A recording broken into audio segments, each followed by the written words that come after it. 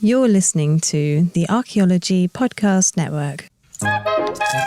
You're listening to Tea Break Time Travel, where every month we look at a different archaeological object and take you on a journey into their past. Hello and welcome to episode 32 of Tea Break Time Travel. I'm your host, Dr. Matilda Siebrecht, and today I am savouring a strawberry kiwi fruit tea. I thought, why not? Let's go fruity. It's very, very sweet though, so I'm actually quite looking forward to having it later as an iced tea. I think that'll be nice. And joining me on my tea break today is archaeologist, model, editor, all-round awesome human being, Dr Sasja van de Vaart-Verschoof, which I am very proud to say that I can sort of say almost correctly. Well done. Congratulations. Saying it enough. Who you might know more as the Overdressed Archaeologist, which is the handle of all her digital platforms. So welcome, Sasja. What are you drinking today? I feel bad now, but I am drinking coffee. Oh, that's fine. Is it a plain old coffee? Is it a fancy coffee? It's a latte with oat milk and cinnamon sugar, so it's a little fancy. I mean, that sounds very, very fancy. Mm-hmm. So I don't usually drink coffee, but I've started drinking more coffee, weirdly, since the second child's arrived. I don't know what the correlation. I am so surprised. I don't know what the correlation of that is.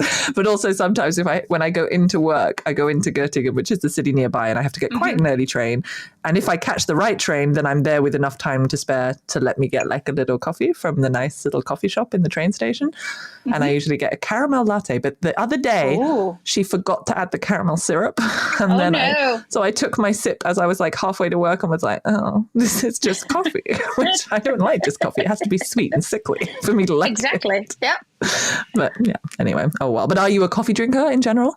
Yes. I also enjoy the occasional cup of tea, but mostly I drink tea when I feel like I've reached my caffeine quotient for the day. But I am a proper Dutch girl in that sense, that I like the coffee quite a lot. Although, well, you say that though, because apparently the Dutch are the largest tea drinkers in the world.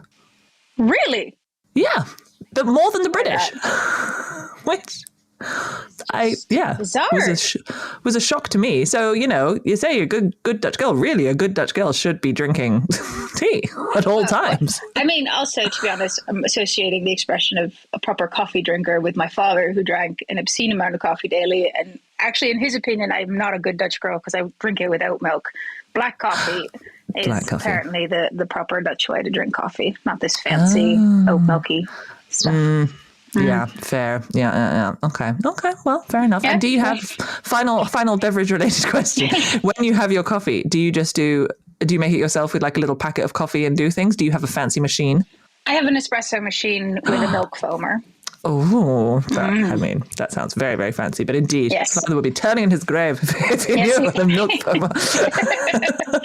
He'd given up on my coffee habits years and years ago. So I think he accepted it and still loved me. And it's no problem. That's fair. I mean, that's good of him to put that behind him. He was a generous soul. Yeah, definitely. Well, thank you so much again for joining me on tea break, coffee break, hot beverage break. My pleasure. Indeed, as I mentioned, you are an archaeologist. You're also plenty of other things, but we will get into that more kind of later. But in terms of the archaeology, what was it about archaeology? What was your path into archaeology? This is something I ask all my guests, and it's so fascinating to hear the range of different ones, but also quite a lot of patterns, I must say. So I'm curious, were you one of the from birth you knew you would be an archaeologist, or did it come later? No, I mean, archaeology in the past was always something I found interesting. My parents are very heavily into taking us into museums and culture and all these things. And I was, as most archaeologists of my generation, a huge fan of Time Team. So I used to watch that. Excellent. Very dedicated as a kid and a teenager. And no, actually, I ended up studying archaeology because I couldn't really decide what I wanted to study, but archaeology had always been one of the options. Like I always doubted between archaeology and something medical biology-ish. Like I considered being a vet or a doctor or all these different things. And sort of the medical side kept changing. You know, one year I want to be a vet, and the other year maybe I'll be a doctor.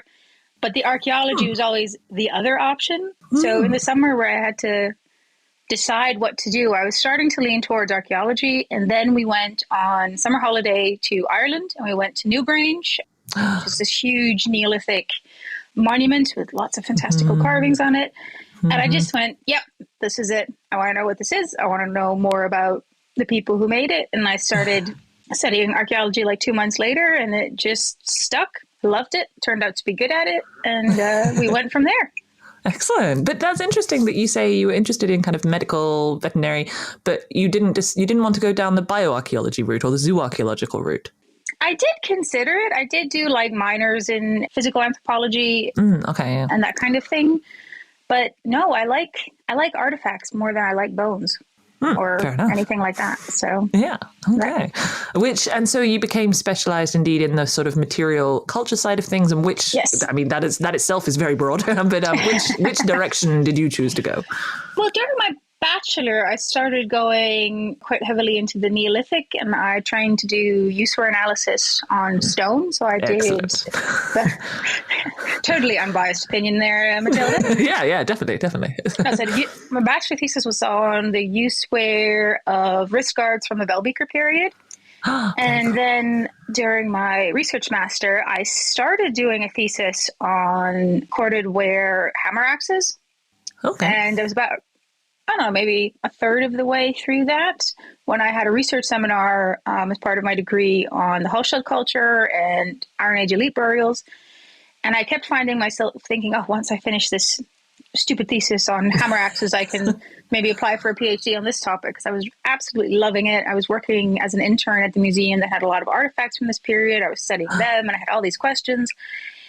And at some point I just went, well, this is stupid. Why would I continue doing a thesis that I don't really want to do anymore? And I'm fascinated by this new thing. And I just sort of went with it, changed my topic, wrote a thesis that led to being able to apply for a grant for a PhD, got the grant, and just went nuts for a couple of years. I feel like that's the best description of a PhD I've ever heard. I got a grant and went nuts for a couple of years. Like, yep, pretty much. It's pretty much that, yeah. Because on the one hand, you're just absolutely loving all the time you get to spend on the topic that you're so interested in. The rest of the time, you're just, a pile of despair. Yeah. And then you get your doctorate and life begins. Yeah, allegedly. Allegedly. Yeah, no, hey, you're doing great. We're all doing great. Thanks. Yeah. Yeah. No, and it's interesting that you say, that you decided to switch. I guess a third, it's still early enough that you could indeed switch. Yeah. But I feel like so many people indeed assume that they're just stuck in that, if you specialize in this thing in your bachelor or in your master or even in your PhD, then you're stuck in that forever. No, I mean, at some point you're past the point of no return. It doesn't make sense to switch. But in my case, it was also for the research seminar. Because I was an intern at the museum, my professors had asked me to create an inventory and a quick analysis of a series of artifacts. So by the time I decided to switch, I was already so heavily into researching that type of material that it sort of evened out where I was with the study of the stone hammer axes. So I was just like, actually, except for the part where I now have to tell my professor that I'm switching to a different professor, that was really the only, she was very gracious about it. She That's saw the light in my eyes, as it were, and let me go. Okay, that's good. But I feel quite strongly that you need to love what you're doing, because otherwise, what's the point? Yes. Oh, that's, I think that should be the theme of the whole archaeology degree. Love what you're doing, because otherwise, indeed, what is the point of doing this? It's not like we got into this for the money and the fame. So No. And I mean, you have to also be realistic about it, because, it's not always fun and games, but there needs to be at least a little ember of passion for whatever it is you're doing behind it. Otherwise, you're not going to last. Yeah. Oh, fair. Well, I think that's excellent advice. Thank you. So indeed, went into a slightly different direction, specialized more in that, and we'll talk about that a little bit more, I guess, during the discussion. We'll be sharing your insights with us. But another question I asked my guests, because of course this is Tea Break Time Travel. So if you could travel back in time, I feel like I know the answer, but you never know. Some people throw me off and go completely different to what their specialism is. If you could travel back in time, where or when would you go and why? Oh, that is a good question. I had read you were going to ask me that, and I've changed my answer like 4 times. I think I would go back to when they were the erection of a megalithic monument. Ooh. Newgrange really has a really passionate place in my heart, just because I find it so fascinating. Wrote my first year's thesis on it, and I'm just so darned intrigued about why they did it and what they were thinking and what it looked like. I always imagine ceremonies and music and firelights and all these things, and I'm probably like the erection of Newgrange or one of the Dutch Hunebedden, which is also a type of megalithic grave, just because I just never lost the intrigue. Both how they just technically achieved it, which I think was just really hard work. Yeah. But also the why and what they were feeling and thinking while they did it. Yeah. And indeed, who was doing it? Like the community aspect of it, like you say, it would be really interesting to watch, like to see the exactly dynamics. We think of people having come from really far away to participate in it. Was that true, or was it a relatively quickly done thing with like a huge team of people, or was it more like, should we be picturing the cathedrals, which took generations to erect? Yeah. Which in some cases, I guess we already know was the case. Like Stonehenge was sort of redone over several generations at multiple times. But I think that would be my my number one thing. Yeah. Which you also wonder, it just makes me think, I wonder if you had, a generational thing. So if it was, some man or woman or whatever being in charge and then going, yes, this is how we're going to do it. But then at some point they pass on and their son or daughter is going, yes, okay, I know that that's what they said, but actually I have this new vision. Like, we're going to do it this way. I feel like with Stonehenge, that almost has to be the case. That's what happened, because they did have it was in use for 1,000 years and redone several times quite drastically. And this is wildly off the point and probably disrespectful to what they were actually thinking in the past. But I often think of it like when I was growing up, my mother would randomly decide, actually, we're going to redo the living room. Yeah, and, exactly. My father would lovingly roll his eyes and do it for her because he knew she wanted it, just need something fresh. Yeah. Probably there was a lot more thinking behind it with a lot more ceremonial and symbolic significance to it. But I do kind of wonder if people just wanted to change it up.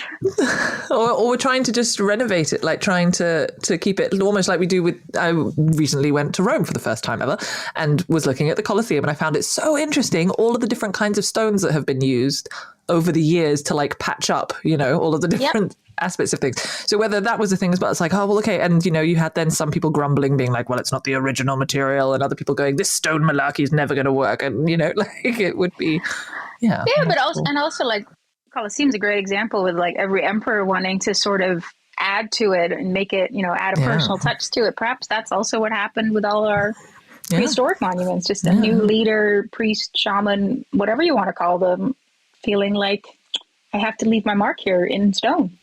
Yeah. And it's like you say, it's so funny because you don't think of them as being, you think of them associated with one culture, but like you say, they were around for thousands of years. They're still around. So it's still around. It's they've always been used. Anyway, but moving slightly away from the purpose, but still very, very good point. Very nice journey. I think I'll come with you when you go, because I would also be really interested to see. Before we look at today's object, we're first going to journey back to around 700 BC to a land that we currently call the Netherlands. And I know, by the way, some of you might be thinking, you mean Holland? But after having lived there, I can assure you it's the Netherlands. If you call anyone from the Netherlands and say they live in Holland, they'll get very angry at you. Anyway, moving on. It is night, but the darkness is lit with the sparks and the roar of glittering flames held aloft by a crowd of watching people who surround a freshly dug pit in an already existing mound. Piles of sod lie nearby, and a group of shadowy figures stand beside them with tools at the ready, their face shimmering in the heat of torches. Nearby, a cremation platform has finally stopped smoking, and its contents have been gathered into a huge bronze urn, smooth and bright. Also placed in the urn are various items, metal horse tack, large bits and rings, plus a knife, a whetstone, some finely woven and colourful folded clothes, and finally a sword with inlaid gold handle, its blade curved into a tight ring to allow it to fit inside the urn.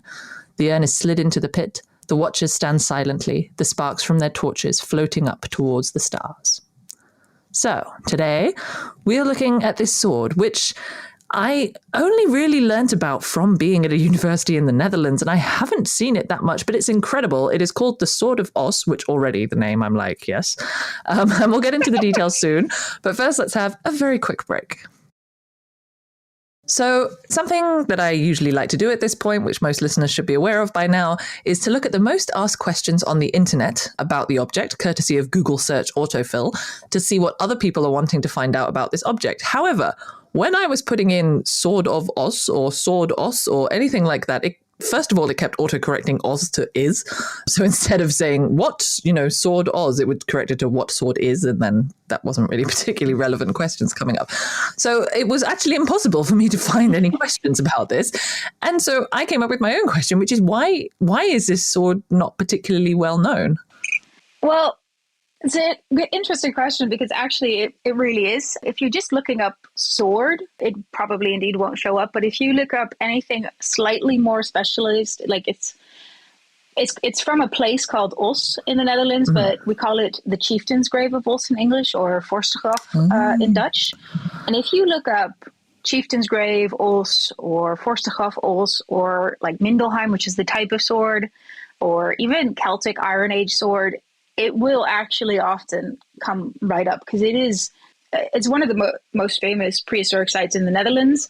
And if you're looking at like Iron Age archaeology, or the Hallstatt period as we call it, or Celtic, which is not a term I love, this sword actually will pop up.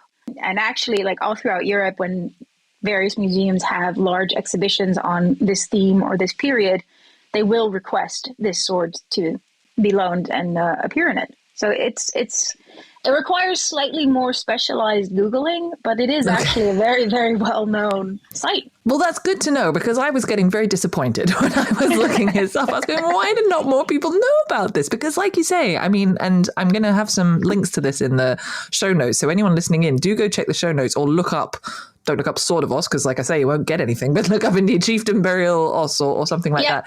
It's an incredible sword. I mean, it's beautiful, first of all. The gold inlay is so clear and the pattern is so amazing. And it's just bent into this ring, which just looks completely bizarre. And you mentioned kind of how you mentioned a couple of different things in there. You mentioned Mindelheim, Hallstatt, Iron Age, Celtic. So what is the cultural context, I guess, of this sword or of this burial? Okay, so we refer to this specific type of sword as a Mindelheim type sword, which just means that that it's named after a very similar sword that was found in Mindelheim, which is just how archaeologists name. It's how we name everything. It's pretty much named either very descriptive, like a full Griefschwert from the Bronze Age, which just means fully bronze grip, or it's named after a place.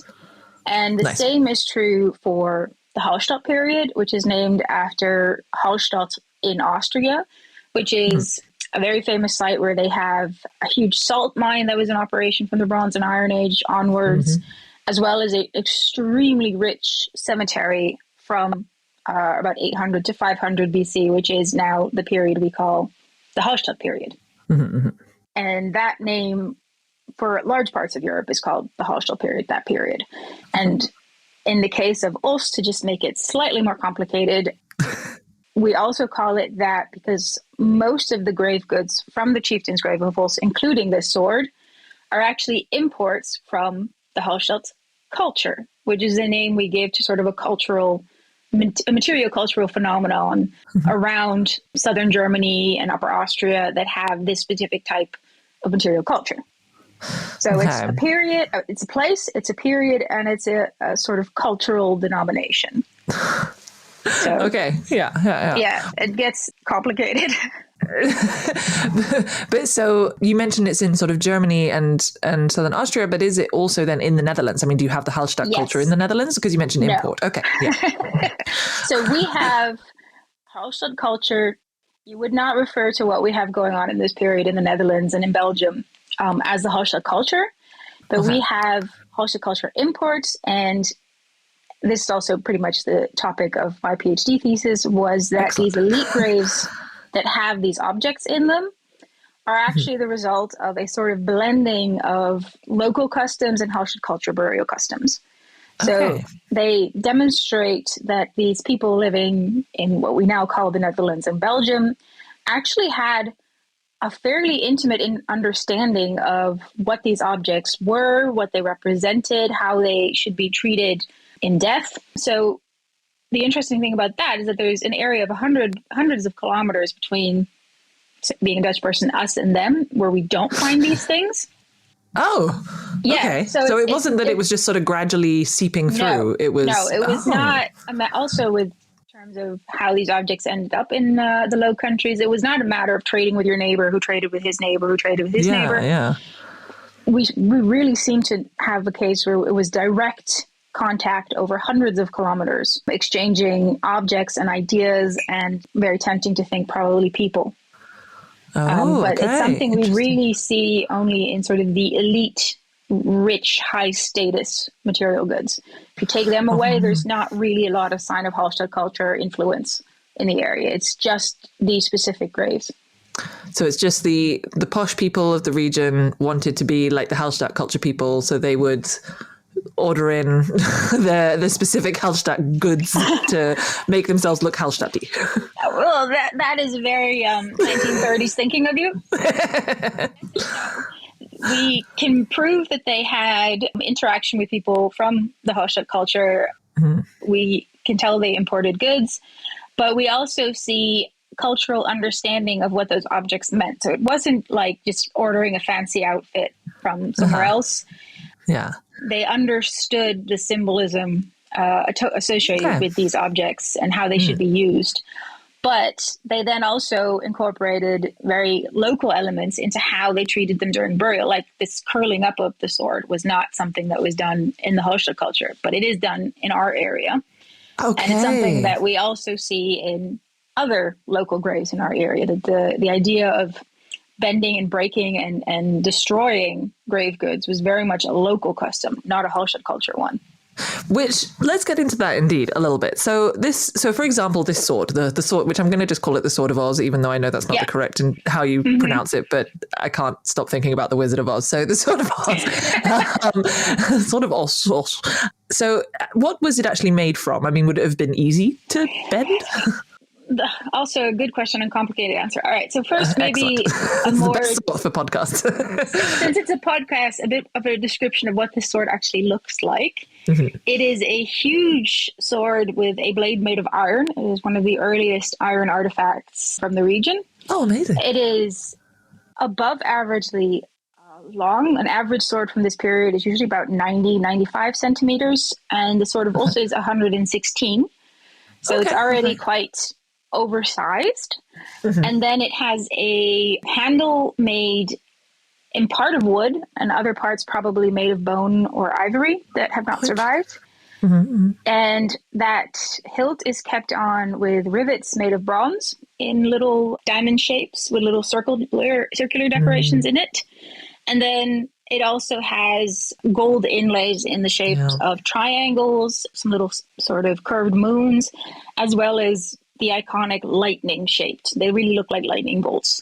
Mm-hmm. And what we turned up during my PhD was that it actually originally also had a circle of lead inserted into the handle and slivers of worked bone. Okay. So it was very, very much a fancy sword. Yeah, also, the complex decoration of the handle also suggests it was not intended for use in battle. I mean, any rigorous use of the grip, the gold would come right out. It's literally just inlaid in little slits. Okay. So there's that. And then when it comes to bending it, the issue we have is that in this period, we're not 100% sure what type of iron the blade was made from. So it seems that it is something called soft iron. Later on, it's called hard iron, and it just has to do with how it was processed. So current thinking is that it would have required careful heating and work by someone familiar with metalwork in order to bend it around, because it's really bent into a circle. Mm-hmm. So it wouldn't have just been someone getting angry and going, there's actually a great reconstruction drawing of a similar grave from Belgium from, I'm going to say, the 30s or 40s, where you see a dead chieftain on a pyre, and there's a guy standing next to it wearing what actually looks like a coconut bra made out of bronze object that survived from this site. We now know that these are not, in fact, coconut bras, but various bits of horse tag, but it's a wonderful drawing. I love as well that you first went to coconut bra, like not just a bra made out of bronze, but a coconut bra. These little mounded discs worn on the chest. It's a coconut bra. And he's actually literally standing holding an iron sword of the same type with his knee sort of raised, like he's about to just bend it. Like he's about to just bend it around his knee. That's very soft iron. Yeah, no. So that would not have worked. If you had done, first of all, you would have broken your knee, but also it would not have been able to bend it nicely round. Yeah. And we have other blades of the same period that are even more tightly curled up into a circle or bent in various directions. So it would have been, it's not something you could have just easily done pyre-side. It would have taken a bit of specialized work and control. Mm-hmm. And you mentioned that it is also a very complex kind of mixture of materials in the making of it. So not only did you have to have someone who knew what they were doing to bend it, but I'm assuming someone professional, or for want of a better word, would have made it as well. Like it wouldn't have just been one of the everyday swords that were made. No. I mean, first of all, everyday swords is already kind of incorrect because not most warriors would not have fought with swords in this period. It was much more, spears and axes and clubs and that type of thing. Okay. So the sword is already kind of fancy, special and fancy. Okay. And then this sword, we actually have a couple of them which have this type of decoration, either in gold inlay or there's some with amber inlay. Beautiful. And they're all so similar that we actually think they were made in one workshop, probably in southern Germany. Oh, cool. Yeah, and they all have varieties of, lightning, sun, and moon shapes in the decor. So they actually do, we always called it sort of jokingly lightning decoration, but it actually might really relate to that, given that they all seem to have variations of this. I wonder if the person's name was something with lightning, or like that was his sort of his Could nickname. Be. I mean, we also see, especially in the preceding Bronze Age, but also in the Iron Age, quite a hefty obsession with the movement of the sun and the stars and the sky. So if you imagine you're a people pretty much at the mercy of the weather and the climate, it makes total sense for that to have quite a heavy presence in your conceptual thinking and also in the art expression and designs and interesting. But that's also really fascinating, that idea indeed that they might have all come from one, potentially from one workshop. I immediately I've reread The Princess Bride recently, and I'm just thinking of Inigo Montoya going, oh no, they bent the sword that my father made. My name is Inigo Montoya. You bent my sword. Prepare to die. Nice. Yeah. Uh-huh. Yeah. Perfect. Sorry. That's you can see I'm feeling very intellectual today. But okay. So swords themselves weren't very common. These kinds of swords in particular weren't necessarily very common if it's assumed they're sort of coming from one kind of workshop. Mm-hmm. So that's really amazing. So the other question I have, which I'm sure other people might be thinking as well, is you have this sword, this beautiful sword, beautifully made from Inigo Montoya's workshop, and it's got these lightning bolts in it and everything. And then you decide, to bury it with someone, which, we know about that a little bit more, I guess. You need weapons for the afterlife and all that kind of thing to help fight your enemies. But why would you bend it? Like, what's the reasoning there? That's a good question, and one we have theories on, but not a definitive answer. So, first of all, for some reason, the people who buried this sword, it was buried in the grave of a man. It was about 30 to 40 years old when he died.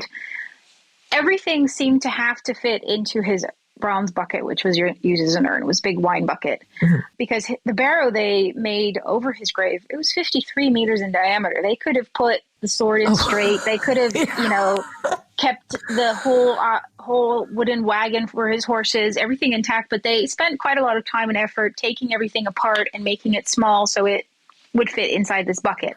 Yeah. So that can be a very practical decision. It can also be like, there's theories about burial urns being like recreating the person's identity, sort of that there was a symbolism to it. So on the one hand, it could be that kind of practical issue.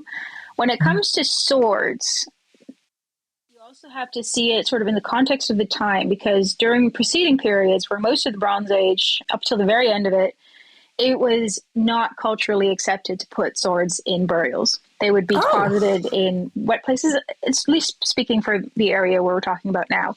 Mm-hmm. So swords pretty much never went into graves until about 200 years before the chieftain of Ulster was interred. Okay. At the earliest. And we see that the swords that first start going into graves, which are bronze swords, are all bent and broken. Okay. Or melted, which fits into the local burial custom. Like, people were cremated, and if they had grave goods, they were always bent, broken, fragmented, even giving a little piece of something rather than the whole object. So that seems to have been very much... And that was intentional. Like, it was done for the burial. It wasn't that they broke their sword. No. It was definitely done, like, things were bent, things were broken, things were melted on the pyre. So that was... And we think that relates to some kind of shift in cultural thinking, that it used to be taboo to put it in a grave. And then for some reason they started changing that. They started putting them in graves, but like as a sort of lingering element of the taboo, they would make them unusable. Yeah. No, it's not a sword. Look, it's a ring. It's very clearly a ring. I know it looks like a sword, but trust me, it ain't no sword. It could be something like that. We honestly just don't know. But you have to remember, it's not just a sword that was bent. The case of the chieftain's grave of Ulster, all of his things were sort of taken apart. Like, his wagon was taken apart, the horse stack was taken apart. And then in other graves from the same period with the same type of objects, we have horse stack being broken and bent. We have bronze vessels being destroyed before they're put in a grave. So for some reason, destruction was a part of how they buried their dead. Which I guess makes sense if they were cremating as well, because that's also a form of destruction. So you're destroying the body too. And also being able to distribute both the body and grave goods seems to be important to them. Like, the cremations we find they usually do not represent a whole person. Mm-hmm. Most of the time, if you cremate someone, you'll end up with about 2 kilos worth of cremated bone. Mm-hmm. And we find graves with half that, a quarter of that, if not less. So it's like we call it a pars pro toto deposition, where you put in a small piece of something to represent the whole. Oh. And they seem to do that with both the objects and the grave goods. Like, we have graves where only a part of the horse tack is interred and a part not. Perhaps because they would take it with them, or they would keep it in their house for a while, or they would take it to a different place, maybe the area they were born, or a vacation spot they like to go to, and leave it part there. Home, in Hallstatt. In Hallstatt, for example. But it's something that we still do today. I mean, a lot of people, if they have a cremated loved one, will, leave a part at their vacation home, leave a part at the place where they met their partner, leave some of the cremation remains somewhere else. So it's perhaps also something quite human. Yeah. No, which is, a really fascinating idea as well, in terms of also, but also, like you say, that they built this massive mound that then you just had these tiny little urns in. But I guess that makes sense as well in terms of saving space. Yeah. Very practical. And so in terms of the mound, so you've mentioned quite a few times this idea of elite, of chieftains, of, high status individuals. And I mean, I guess I'm just thinking automatically back to this, the kind of classic stereotype of a chieftain burial. And, it's what you're taught not to think of, I guess, when you're trying to do critical thinking. It's like, don't assume everyone is a chief. But I guess in this case, it's quite clear they are. Or like, how did that sort of... What was it that gave the clue for that, apart from, I suppose, the 53-foot burial mound, or was that the main clue? It was pretty much the main clue. So it's kind of a complicated thinking, in the sense that when you're doing your archaeology degree, you get told hundreds of times, richness of grave goods does not equal high status. For example, the example you always get is like early 20th century traveler and Romani groups, which are sometimes disrespectfully referred to as gypsies, which were at the time very low status people in most Western countries. But they actually had customs of burying their dead with lots of jewelry. That was their norm. So if you were to actually look at graves from that period, the people who were actually at the time considered high status would have quite poor graves.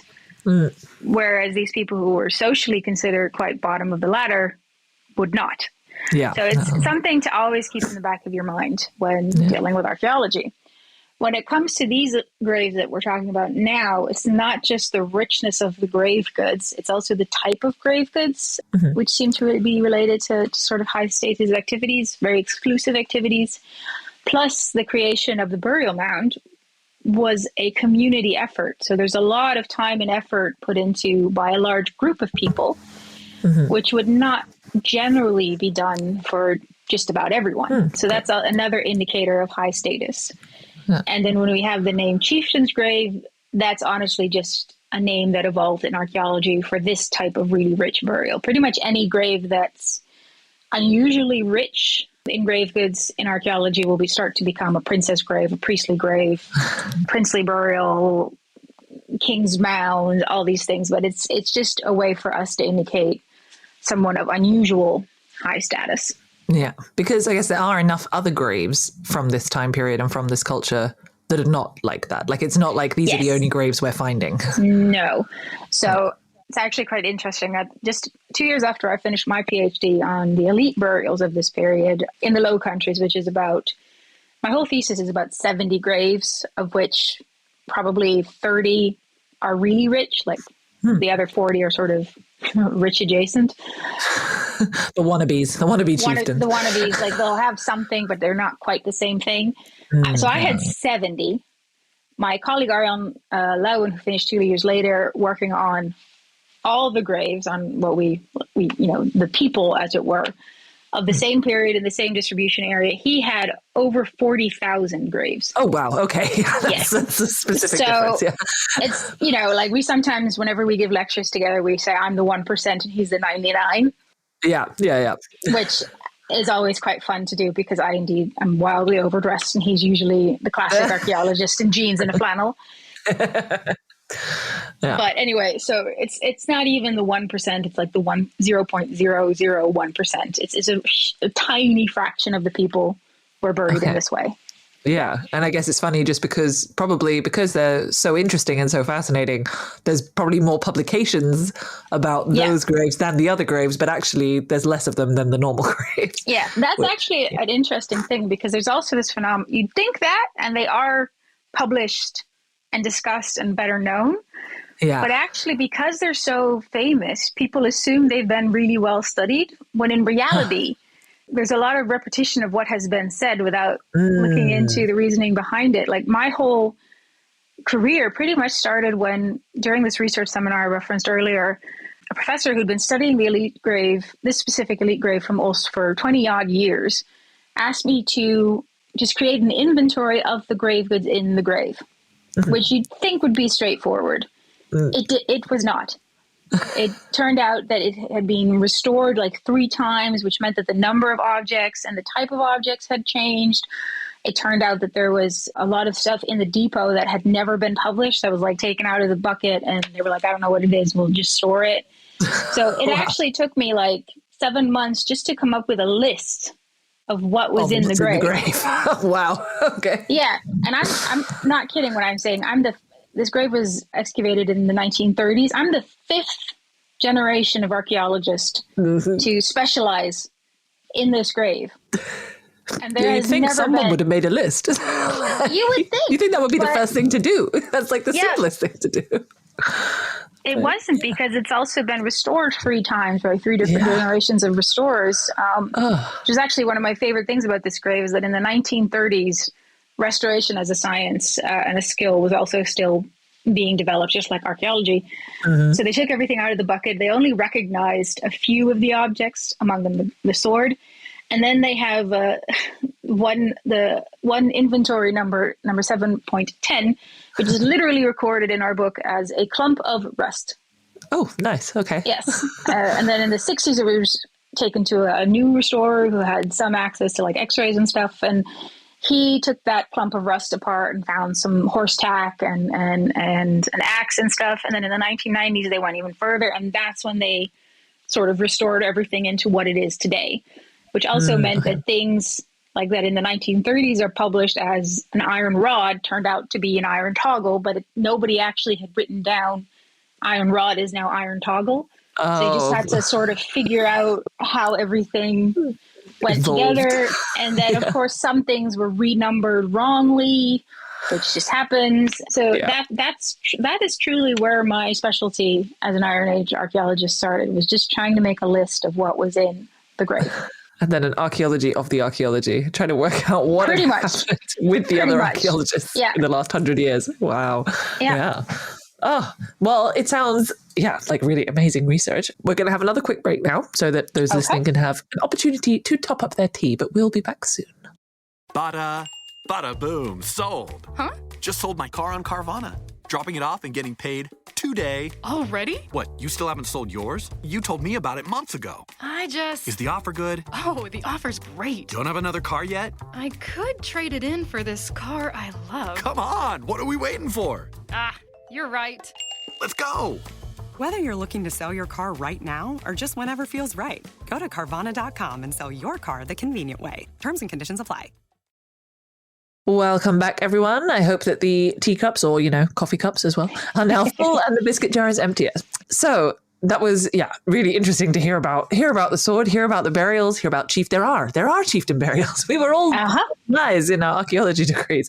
And we did also sort of introduce, and we kind of went a little bit into your other life as a curator and those things as well already in that last bit. But maybe we can go into a bit more detail now of, how you manage to actually combine all of these different things that you're doing. So at the moment, I think you're working as a curator at the Museum of Antiquities in the Netherlands.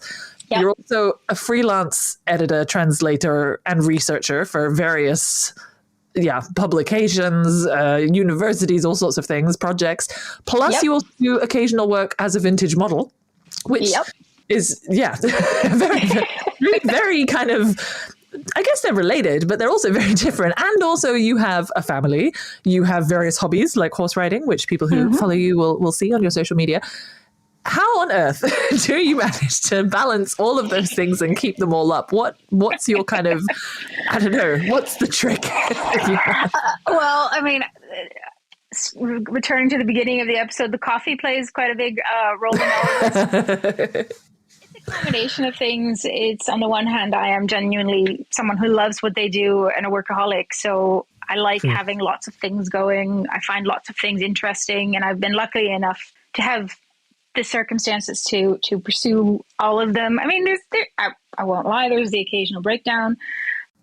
Don't we all have Life as an academic, lovely. And even more than that is I have a very, very lovely and supportive partner who, for example, we're less than a month away from opening a huge exhibition on the Bronze Age, which means that my husband is pretty much taking over most of the childcare, household duties, just so I can remain functional while we go through this really, really busy period. But I just find if I don't like what I'm doing, I don't do it. I mean, if I like what I'm doing, then I figure out a way to make it happen.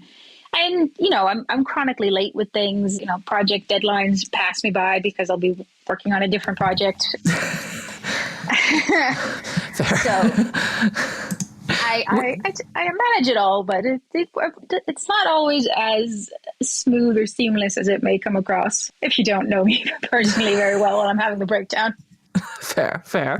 And you mentioned just quickly that big Bronze Age exhibition. Which date is it opening again? It is opening on October 18th. Oh, okay. So those who are listening to this fresh episode, it will be open.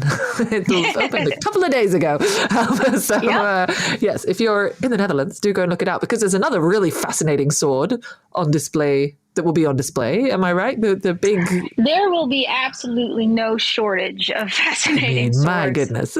In this exhibition. No, there will be an absolute overload of swords and gold and bronzes, but also really cool wooden artifacts. It's an archaeologist's dream, to be honest, to be able to work on it. Yeah, I really need to try and see if I can visit. How long is it on for? It's on till like mid-March. So you have a little under 6 months to come visit. Yeah. I will do my best because I really want to see it. It looks amazing. You have to see it. You have to see it. Yeah. If anyone is visiting the Netherlands in the next 6 months, definitely go to Leiden, go to the Museum of Antiquities and have a look at it. It looks fantastic. Anyway, going back to the job balancing. So because all of the sort of work that you do is quite different as well in that respect, they sort of have quite different spheres. Do you have a very different approach to kind of the work required in terms of, I don't know, just logistics of things, just mindsets of things? Yes, I suppose I do. I mean, first of all, I have learned quite early on that I need to compartmentalize. For example, I use a different email address for different types of work, and I try to limit. For example, like at the moment, I have my museum email and I have my own freelance email address, and my museum days, which is 3 days a week. Like in the more early morning, I'll check my other email just to check that there's nothing critical happening, and I'll do it at the end of the day. But the rest of the day, that email stays off. So I'm solely focusing on my museum work. Also figuring anybody in my other projects who really needs me that second has my phone number and they will call me. It's just to sort of maintain that peace of mind to be and focus to work on what I'm working on, and vice versa. You know, so on my freelance days, I will check my museum email twice, but other than that, assume and trust that they will call me if anything is critical in terms of timing. Yeah. So there's that, and there's also the mindset of for example, if I want to start a new project, whether it's realistic under the circumstances on offer, like I won't take a job freelancing, editing, or translating if I just know ahead of time that I won't have the time to do it. Yeah. Which is, quite a luxurious position to be in these days. Wasn't the case when I first started freelancing. I'd take on pretty much everything just because I was still building my reputation, building my business, building my skill set. And I'm now at the sort of luxury position where I can just say, no, I don't have time for that. Or I would love to do that.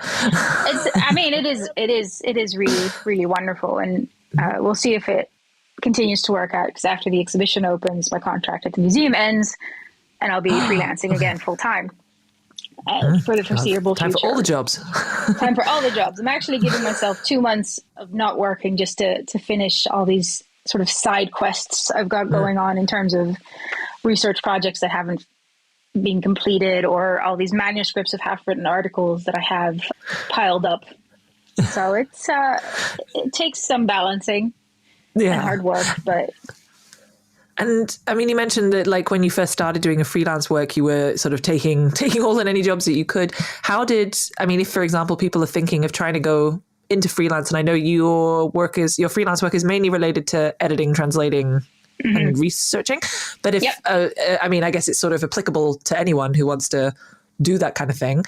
What would be the advice that you would give in terms of trying to start out as a freelancer, in terms of making contacts or that kind of thing? Well, I think, first of all, I give this advice to anybody considering to become an archaeologist or any type of career where work is just not guaranteed in your field, is to have transferable skills. Like the editing business came about because I'm a native speaker English and Dutch, because I had an American mother and a Dutch father. And when I was a full-time academic, colleagues would ask you to just have a quick read of something and check it for them.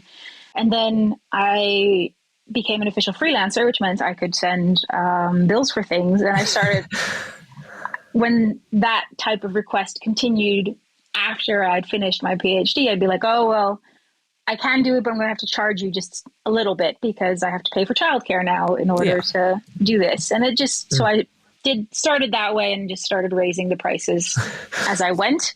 So it's sort of learning to exploit the skills that you have. Like, for example, I have a touch of OCD. Like I am quite compulsive about things being a certain way, which is actually wonderful for an editor because it means I instantly see if things are not spelled consistently and that type of thing. Which, and then short aside, I had sent Sasha, I sent all of my guests just I call it a script. It's not really a script. It's basically just a list of some of the questions I'm planning to ask, some of the points I'm planning to raise and things. And it's not intended for publication or anything. It's literally just to let the guests know what's coming.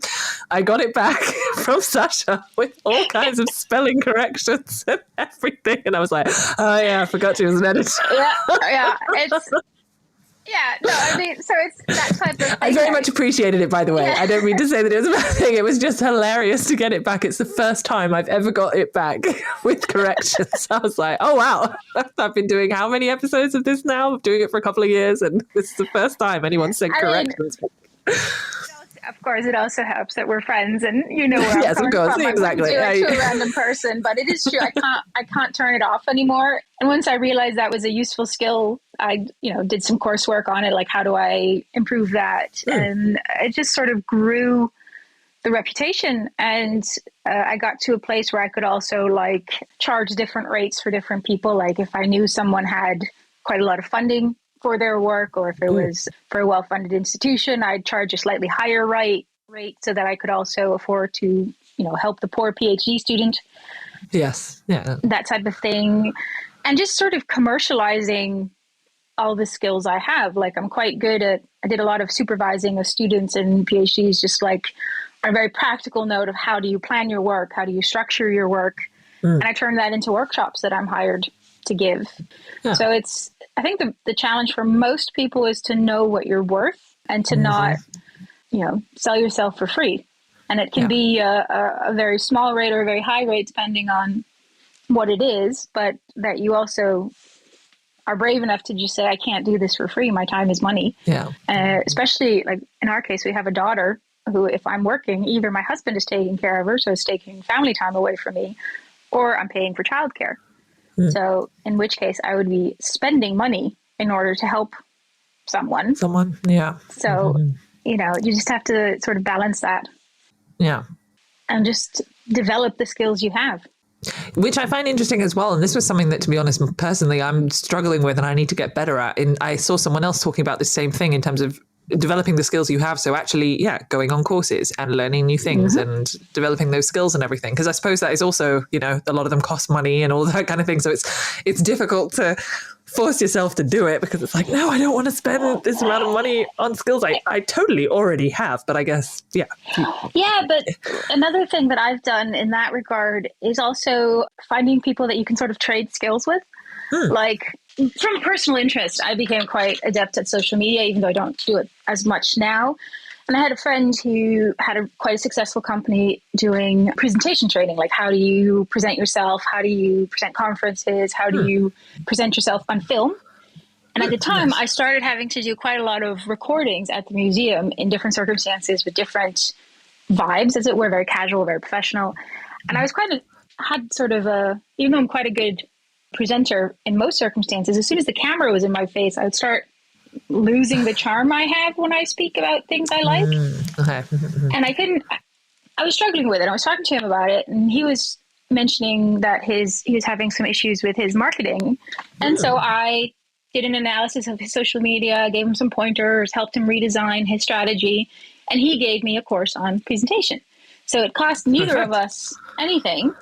But we both got several hundreds of euros worth of free services because we helped each other out.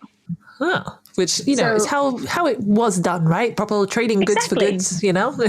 Just trading skills for skills. Yeah. Oh, I like that. That's a nice song. Now I need to try and find people. I don't know what skills I'd give them. Do some use work. But, what do you mean this isn't useful for your current work? Of course it is. It's use work. But that's a really good tip. And the final kind of, question related to this, in regards to any of these jobs, but maybe in terms, you mentioned archaeology is quite difficult to find kind of solid work in. Like, what do you wish that you had known when you started your journey into archaeology that you do know now? Mostly just to recognize that your time is worth something.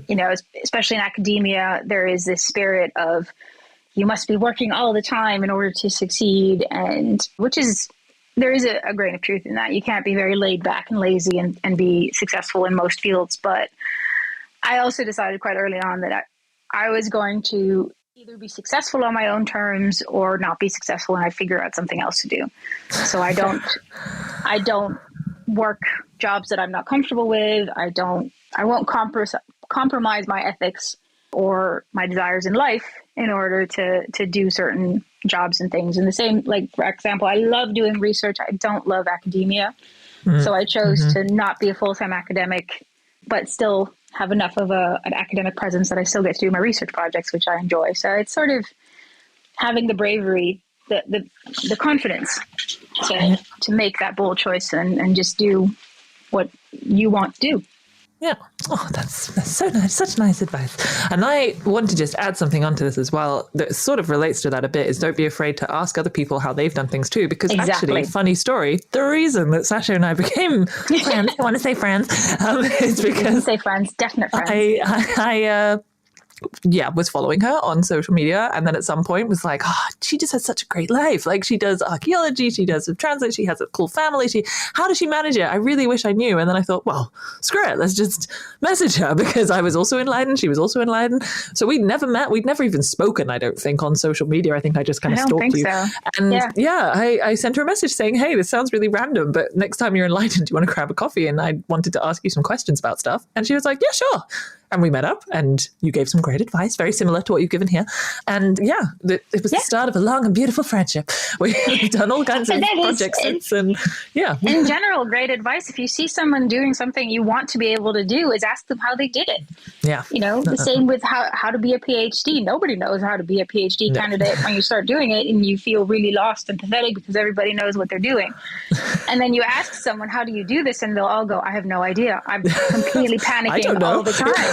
And also to realize that's the norm. Yeah, and everyone has a different route. Like, that's what I like to ask all my guests, indeed, how did you get into archaeology and all this kind of thing? Because everyone has had a completely different answer, like completely different background, completely different route, but everyone still is working in some way related to archaeology. I mean, I've had quite a few like craftspeople on as well, but they're also all related to archaeology still in some way. And it's always so nice to see that there's no one right way to do something.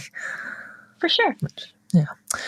Which, on that positive note, I think it's a good place to stop. So I think that marks the end of our tea break. It sounds like, it sounds like you've got a lot of work to get back to. So I'll let you go back to that. But thank you so much for joining me today, Sasha, as always. Thank you for having me. It's been great to hear from you. And absolutely. Yeah, if anyone wants to hear more about Sasha's work or the Sword of Oz, the chieftain of Oz burial thing, you can check out the show notes on the podcast homepage. Do make sure to look up the picture, because it looks absolutely beautiful. Yeah. I hope that you enjoyed our journey today. Please do like, share, subscribe wherever you get your podcasts. If you want to help support this show and, of course, all the other amazing series that form the Archaeology Podcast Network, you can follow us on social media, or you can also become a member of the APN. You'll be helping us to create even more amazing content, and you'll also have exclusive access to ad-free episodes and bonus content. So for more information on that, check out the homepage at archaeologypodcastnetwork.com. I hope that you enjoyed our journey today. If you did, make sure to like, follow, subscribe wherever you get your podcasts, and I'll see you next month for another episode of Tea Break Time Travel. This episode was produced by Chris Webster from his RV traveling the United States, Tristan Boyle in Scotland, DigTech LLC, Cultural Media, and the Archaeology Podcast Network, and was edited by Rachel Roden. This has been a presentation of the Archaeology Podcast Network. Visit us on the web for show notes and other podcasts at www.archpodnet.com. Contact us at chris@archaeologypodcastnetwork.com.